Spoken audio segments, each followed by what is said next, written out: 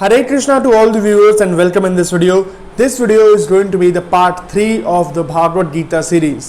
So अपने पहले की वीडियोस में भी मैंने बताया है किस तरह से Bhagavad Gita 365 reflections for daily mindfulness by Shri Chaitanya Charan ji, ये जो किताब है इसने मुझे बहुत ज़्यादा इंस्पायर किया है। तो इस किताब में मैं एक चैप्टर पढ़ रहा था, उस चैप्टर में ऐसा कुछ लिखा हुआ था कि ask not why bad things happen to good people, ask what good people do when bad things happen to them. So ये जो चैप्टर है ये बेस्ड है on the concept of karma, ठीक है। भागवत गीता में जो चैप्टर 3 है वो बेस्ड है on the concept of Karma. तो भागवत गीता में काफ़ी डिटेल में एक्सप्लेन किया हुआ है एंड आज के इस वीडियो में मैं भी ट्राई करूँगा एक्सप्लेन करने का the concept of karma using 2 examples, right. So let's start our video with the examples, right. पहला जो एग्जाम्पल है वो महाभारत से है। अब महाभारत में हम लोग को ये पता है कि पांडवास जो थे वो गुड साइड थे, है ना। मतलब पांडवास हम लोग चाहते थे, महाभारत के में जब लड़ाई हो रहा था तो ज़्यादातर लोग पांडवास को ही सपोर्ट कर रहे थे क्योंकि वो चाहते थे कि वो जीते। पांडवास अंडरडॉग्स थे, वो लोग they were the good side, good people. लेकिन पांडवास के साथ भी बहुत कुछ बुरा हुआ, उन लोग को भी वनवास काटना पड़ा और बहुत कुछ बुरा हुआ उन लोग के साथ। अब कौरवास में भी कर्ण थे, right. Karna was not a bad person, right. I mean Karna का भी एक अच्छा साइड था, एक बुरा साइड था। कर्ण ने तो अपना कवच और कुंडल तक दान कर दिया था, तो he was not a completely bad human being, right. उनका भी एक अच्छा साइड था। तो वैसे ही जब महाभारत में युद्ध हुआ था कर्ण और अर्जुन का, तो उस समय क्या हुआ था, कर्ण का जो चक्का था वो फंस गया था। वो क्यों फंसा था, वो जो है कर्ण को एक श्राप मिला था, उस श्राप का अलग एक स्टोरी है, मैं बाद में किसी वीडियो में बताऊंगा।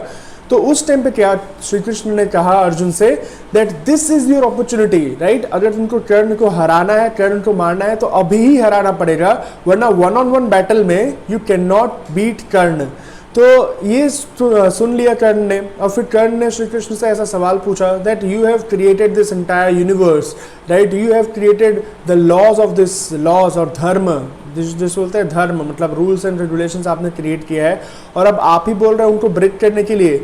तो श्री कृष्ण ने इसका जवाब दिया कि वाह कर्ण, तुमको सब रूल्स एंड रेगुलेशंस याद आ रहा है ना।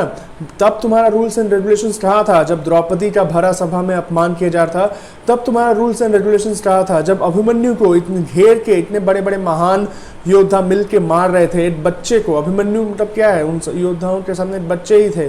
तो ऐसे मतलब हम इंसानों को, अगर हम कर्ण को कंपेयर करें as a modern human being, right, तो हम इंसानों को सिर्फ अपना पड़ा हुआ है, ठीक है। बाकी दुनिया जाए भाड़ में, हम लोग को सिर्फ अपना ही पड़ा रहता है। जैसे मान लो एक मैं मॉडर्न डे एग्जांपल भी दे के एक्सप्लेन करता हूँ कि मान लो मतलब ऐसे बहुत सारे लोग हैं जो बिना हेलमेट पहने गाड़ी चलाते हैं, ठीक है। फिर जब उन लोग को पुलिस इंस्पेक्टर, जो ट्रैफिक इंस्पेक्टर होता है, वो उनको पकड़ता है तो वो लोग क्या करते हैं, वो लोग सामने से ब्राइब ऑफर करते हैं, ठीक है। वो लोग ब्लैक मनी सामने से ऑफर कर रहे हैं इंस्पेक्टर को एंड फिर जब न्यूज़ में आता है कि कोई स्कैम हुआ है, ये ब्लैक मनी पकड़ा गया है, तब वही लोग अफसोस करते हैं, अरे यार कितना बुरा हुआ, ब्लैक मनी पकड़ा गया, स्कैम हो गया, ये क्या, इसने बहुत बुरा किया।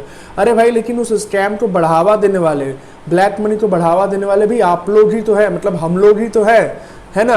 अगर हम लोग सब रूल्स एंड रेगुलेशंस पालन करेंगे तो जो भी गवर्नमेंट ऑफिशियल्स हैं उन लोग के पास कोई चांस ही नहीं होगा ब्लैक मनी अर्न करने का, लेकिन उस चीज़ को बढ़ावा देने वाले भी हम लोग ही होते हैं।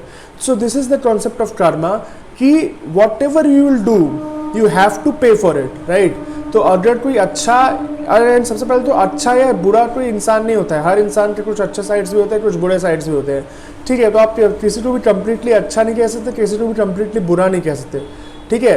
तो ये चीज़ ध्यान में रखना बहुत ज़रूरी है कि कर्म हम लोग जो कर रहे हैं उसका फल भी हम लोग को भोगना पड़ेगा, ठीक है। This is the concept of Karma, अगर मैं सिंपल भाषा में एक्सप्लेन करूँ तो। एंड बहुत डिटेल में भागवत गीता के चैप्टर 3 में ये एक्सप्लेन किया हुआ है, तो वहाँ पे भी आप पढ़ सकते हैं, ठीक है। Bhagavad Gita as it is by Srila Prabhupada ji, वो किताब आप पढ़ सकते हैं, ठीक है। 365 रिफ्लेक्शंस वाली जो किताब है वो भी आप पढ़ सकते हैं।